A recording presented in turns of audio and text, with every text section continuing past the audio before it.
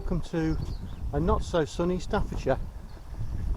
Today we're out on Cannock Chase. It's not raining at the moment, which is a change for this week, because the last week or so it's done nothing but rain really here, thunderstorms and horrendous weather. So that, coupled with the fact we're both now back at work, we are struggling to get out a bit so much walking. Tina's managing to do a bit while she's at work with Cooper, but certainly I'm finding myself very busy and not able to get out so much. And when I've got the time, walking in a thunderstorm really isn't my idea of a good day out. So not been getting the miles in. So we're out on Cannock Chase today. It's a beautiful area, a lot of history around here, going back over the last 100 years or so. This site's been used as a military training camp. There's an awful lot of relics relating to that around. Over at Coppice Hills there's the Messines model that was excavated a little while ago. That was to teach the troops during World War I, ready for the attack on the Messines Ridge. Also there's the relics of a light railway system that used to run from Milford Common right up through Brockton Coppice and over the Chase, which largely follows a lot of the Heart of England way now, and you can tell a lot of the path is the old disused railway bed. There's no evidence of any tracks or anything, but you can certainly tell some of the cuttings and that were part of a railway, and there's various little bits and pieces lying around that are relative to that. Today we're on a part of the Chase we don't often walk. We're heading over to the Commonwealth War Cemeteries and the German War Cemetery, which is over towards the Pie Green side of the Chase. So yeah, come with us, enjoy the walk. Let's hope the rain stays off, and we'll catch up with you later.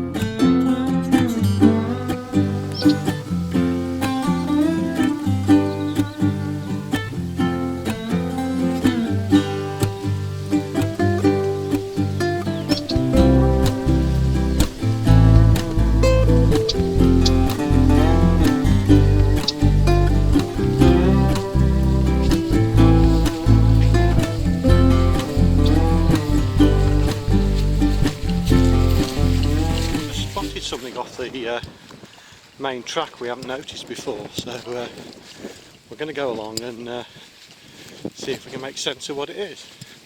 There's some sort of little brick built column or something over here. So it's not somewhere we walk very often, so well, just caught it in the corner of my eye. We'll go along and have a look and see if there's any clues to what it is.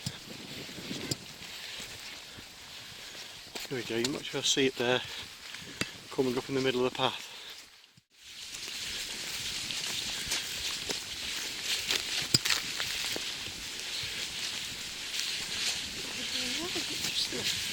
I've got no idea what that is.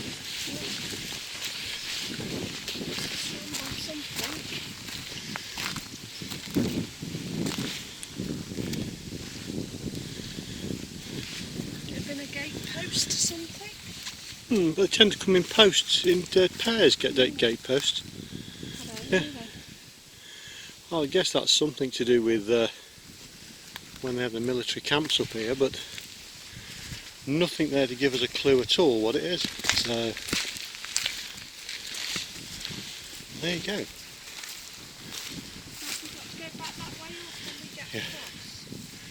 Yeah, we'll carry on down. We'll carry on down that way. So.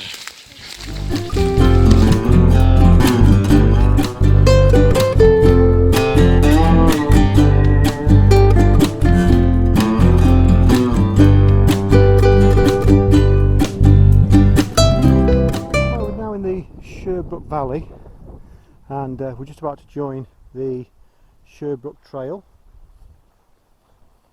Just about to see that on there, Sherbrook Trail. That's a blue cycling route that runs the full level of the valley.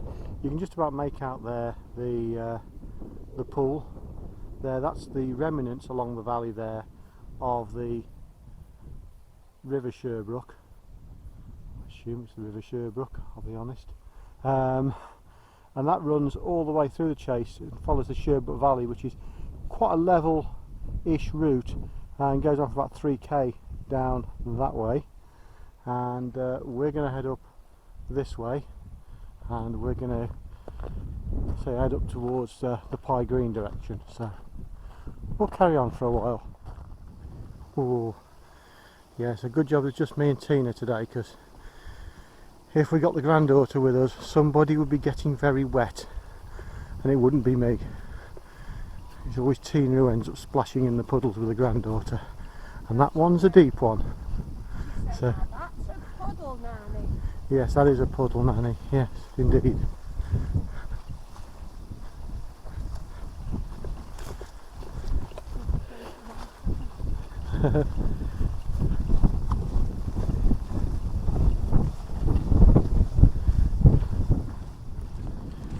Yeah, the paths are quite wide up here, so plenty of room for walkers and mountain bikers and horses and whatever, because we're actually on a bridleway as well. Slightly uphill, as you might be able to tell from me heavy breathing, and walking into a gentle breeze, which I don't know whether the camera will, well, you can hear me over the wind noise on the camera, but hey ho. It's yeah, lovely views down here. It's a bit of a chase we don't often walk on, and you can see across the heathland quite nicely there. So yeah, we're not too far away from the war cemeteries now, so we'll carry on up here, and we'll catch up with you when we get to the war cemeteries. Okay, so we've just walked up there along the Sherbrook Valley, and that's now brought us out here at the back of the Commonwealth war cemeteries. So we're going to take a look round and take a minute to see what's here. Okay, so as I was saying earlier, there were two parts to the war cemeteries up here.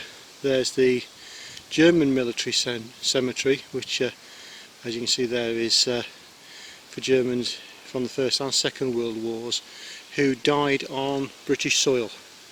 So these would have been either prisoners of war who died over here, or they would have been I suppose pilots who were shot down on bombing raids or whatever.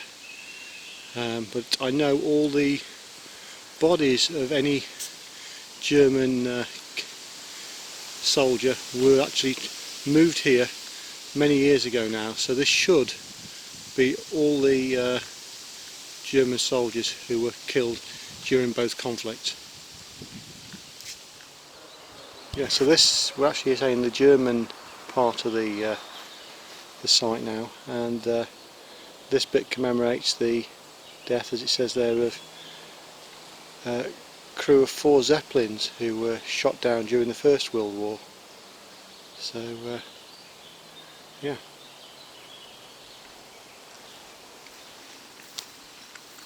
Each crew buried in a casket in one grave. Yeah, so each crew, as Tina's just said there, is buried in a casket, one from each Zeppelin. So each one of these stones is a full crew from that Zeppelin, or the remains of. So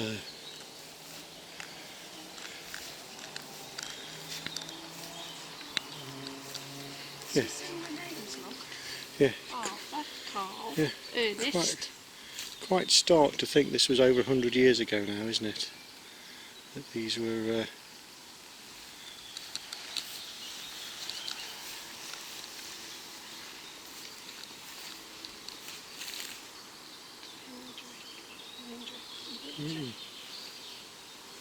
Okay, so yeah, in this German cemetery, as it says there's 2,143 German soldiers from the First World War and 2,786 from the Second World War. So yeah, there you go. If you have any relatives or any family history that dates back to the First World War, Second World War, and you have relatives, then it may be worth a look round.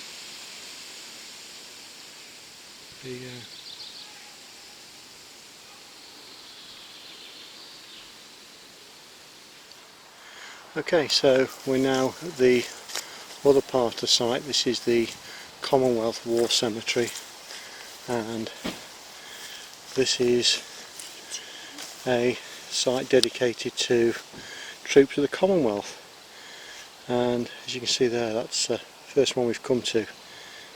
Is an 18-year-old died in the Great War, or just after actually, 3rd of September 1919, so survived the war and then failed to go any further. Quite scary. You look at the ages of these guys. It's interesting. Slater. The Slaters in my family somewhere. Be interesting if that was a relative. Slater? New Zealand Rifles. 10th of November 1918. That's one day before the end of the war. How sad's that?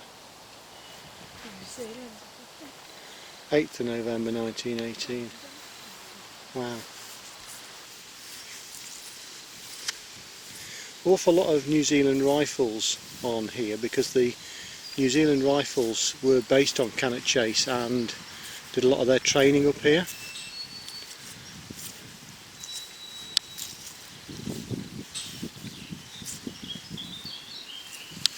They're German. These are German. Yeah, they're German. Well, foreigners. Adult. But they would have been part of the Commonwealth forces. Yeah. So that's an interesting story behind some of them, I would imagine.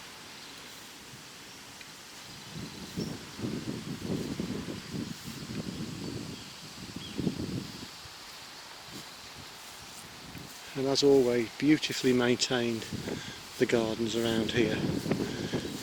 And certainly we shouldn't forget the sacrifice that these people gave, so that we have the freedom to come and do whatever we want nowadays, including walk around here and pay our respects, of course.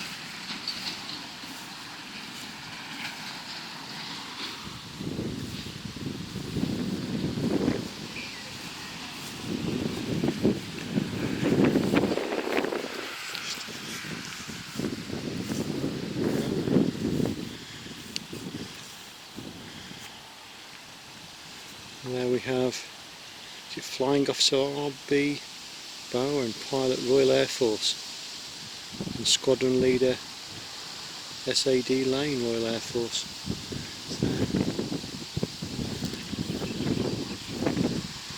And GEX. So quite a mix here, and there's that monument so rightly says they'll live forevermore.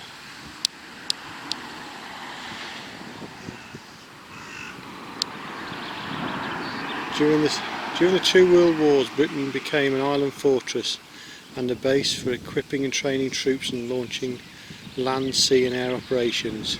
In both conflicts, the skies above the island and the seas that surround her became the scene of fierce fighting involving aircraft, submarines and warships. Yeah. There's quite a lot of history up here, as I mentioned earlier, and I'll try and find the links to some of the websites that tell you about the history of the military camps on Cannock Chase, and if you're interested in that, then by all means click on them and take a look, because it is a fascinating part of our history that to a large part has now been reclaimed by nature, and it's great that we can sort of, what was once a training camp for the military is now returned to a peaceful purpose in working, allowing us to work off our energies and enjoy the countryside and the wildlife. So okay, so on with our walk. Okay, so we've now left the German and Commonwealth war cemeteries and we're walking across pretty much open heathland. There's a few small copses around of trees. We're now back on the side which is more ancient woodland than forestry. You see it's very dry around here, which is why a lot of the roads over here are closed at the moment. So we're going to head along. We're going through Aspen Car Park and we're going to carry on running parallel to what they call the old camp road, which serviced this when it was a military camp. There's actually 3 camps over here. So yeah, we're going to carry on down here and go past the Catchian Memorial and then carry on. That takes us past Spring Slade and out to Anson's Bank, which is where we started. So we'll carry on. We'll see you later. Yeah, the sun's certainly come through now, and both had to strip off. Jackets have come off. So t-shirt weather, rather a treat after the rain we've had the last week or so. So enjoy the sunshine while we can.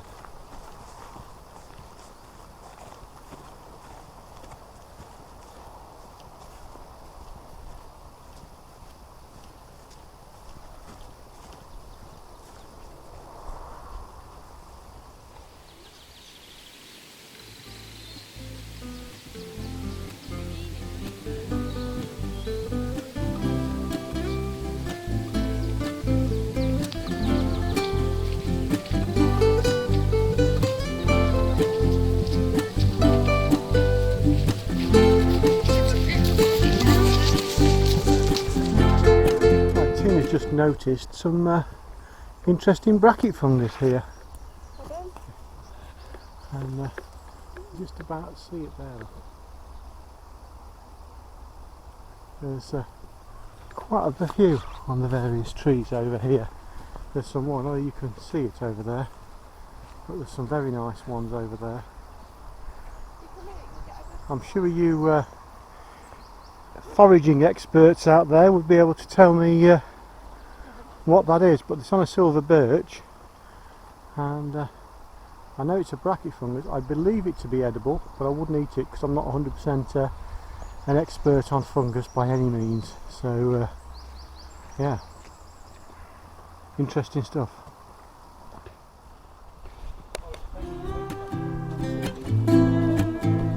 Yeah. Yes, your choice. If you want to go look at the Catchian Memorial, it's just there.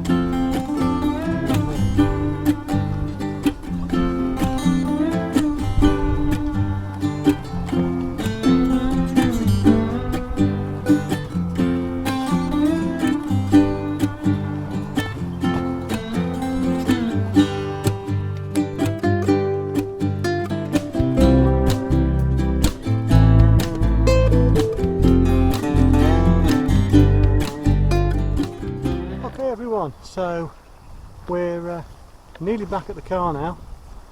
It's been a lovely day for a walk. The rain stayed off, in fact it's got warmer. So we hope you've enjoyed the walk as much as we have. Certainly nice to get out after a busy week at work. So hope you join us again next time. If you did enjoy the video, please like and subscribe. So until next time, it's goodbye from me. And goodbye from me.